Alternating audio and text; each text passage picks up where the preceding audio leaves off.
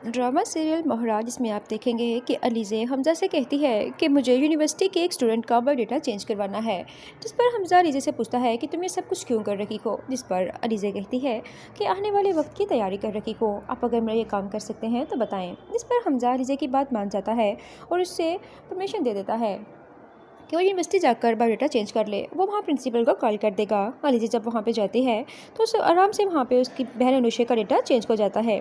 इतने नाज़रीन आप देखेंगे कि अरीशे सिकंदर से कहती है कि हमें भी फैमिली के बारे में सोचना चाहिए, जिस पर सिकंदर बहुत ज़्यादा गुस्से में कहता है कि मेरा नहीं ख्याल कि हमें भी फैमिली के बारे में सोचना चाहिए और ये भी अच्छा आइडिया नहीं है।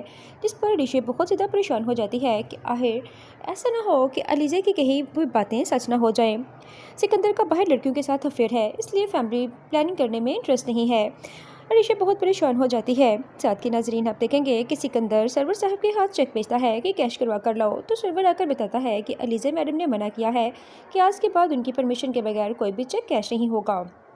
ये सुनकर सिकंदर को बहुत ही ज़्यादा गुस्सा आता है, तो वो कहता है कि अलीज़ा से जाकर मेरा कहो कि सिकंदर साहब ने चेक कैश करवाना है।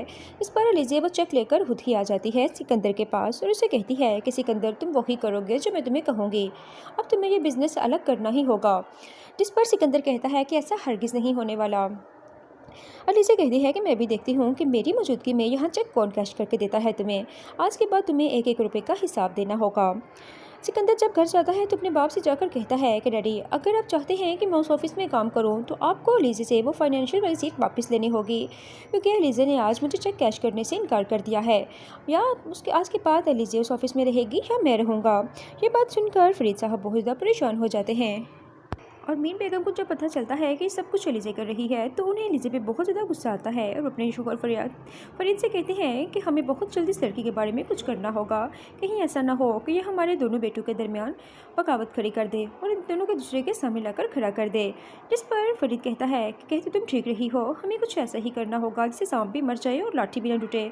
हमें किसी भी तरह से हमजा के दिलो दिमाग से अलीज़े को बदगुमान करना होगा ताकि वो अलीज़े को खुद की छोड़कर उसे अपनी ज़िंदगी से धक्के देकर निकाल दे।